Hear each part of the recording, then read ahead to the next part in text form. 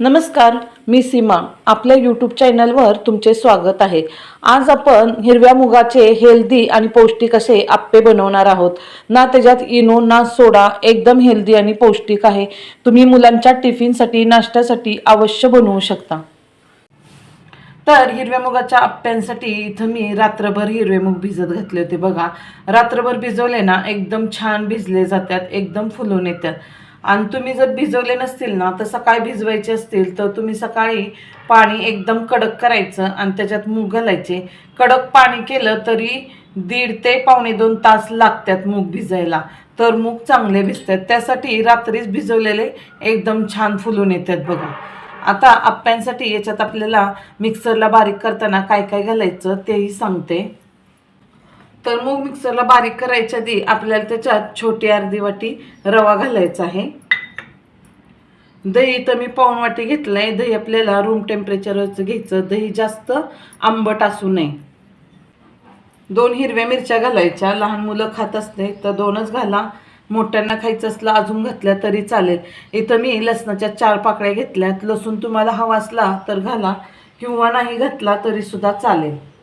अद्रक आपल्याला अशी साल काढून धुवून स्वच्छ असं बारीक पातळ चिरून घ्यायचं, म्हणजे मिक्सरला लगेच बारीक होतं. आणि थोडी कोथिंबीर घालायची आपल्याला याच्यावर. याच्यात आपल्याला थोडासा कढीपत्ता घालायचा आहे आणि अर्धा चमचा जिरे घालायचे. जिऱ्यांमुळं खूप छान चव येते.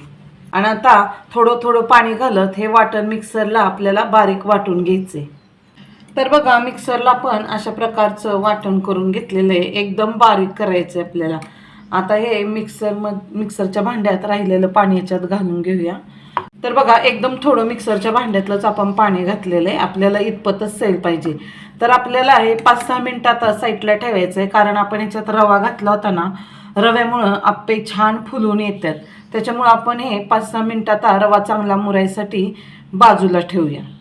आता 5-6 मिनिटं झाले. बघा, रवा एकदम छान फुलून आलेला आहे. रवा फुलून आला त्याच्यामुळे थोडासा दाटसरपणा आलेला आहे. आता आपण याच्यात चवीनुसार थोडंसं मीठ घालून घेऊया. मीठ घालून हे छान हलवून घ्यायचं. एकदम हेल्दी नाश्ता आहे. ह्याच्यात इनो नाही, सोडा नाही, काही नाही. एकदम हेल्दी आणि टेस्टी नाश्ता आहे. तुम्ही मुलांच्या टिफिनला सुद्धा देऊ शकता, नाश्त्याला सुद्धा बनवू शकता. नाहीतरी मुलांना मूग इथे असे कडधान्य खायला नकोच असतात. त्याच्यामुळे असे प्रकार बनवले ना की मुलं आवडीने खातात. तर आप्पे पात्र थोडंसं गरम झालेलं आहे. आपण आता याच्यात एकदम थोडंसं तेल सोडून घ्यायचं. तेल जास्त लागत नाही याला. एकदम असे 2-2 थेंब सोडून घ्यायचे. पहिल्यांदा आप्पे पात्र आपल्याला एकदम गरम करून घ्यायचंय. त्याच्यानंतर आपण ज्यावेळेस आप्प्याचं बॅटर याच्यात घालतो ना त्या टायमाला गॅसची आच स्लो करायची. स्लो केल्यामुळं काय होतं, आप्पे एकदम छान क्रिस्पी असे भाजले जातात. आता आप्प्याचं बॅटर असं सोडून घ्यायचं. एकदम फुल पण भरायचे नाहीत हे गोल राऊंड. एकदम फुल भरले ना तर काय होतं, आप्पे फुलायला जागा राहत नाही. आपला पोह्याचा 1-1 चमचा घालून घ्यायचा.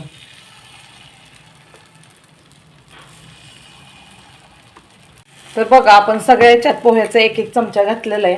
आता गॅसची आच आपण स्लो करायची आणि याच्यावर झाकून ठेवायचं 2-3 मिनटं, म्हणजे खालच्या साईडनी एकदम छान गोल्डन क्रिस्पी असे आप्पे भाजून निघतात. तर बघा, आप्पे एकदम छान मस्त गोल्डन क्रिस्पी असे झालेले आहेत. खालच्या साईडने एकदम छान भाजलेले आहेत. नुसतं चमचा फिरवला की लगेचच निघतात. त्याला तेल वगैरे काही जास्त लागत नाही.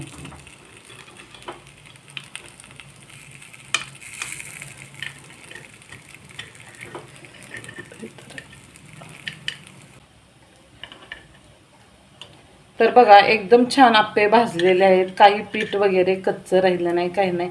एकदम मस्त झाल्यात, गोल्डन क्रिस्पी.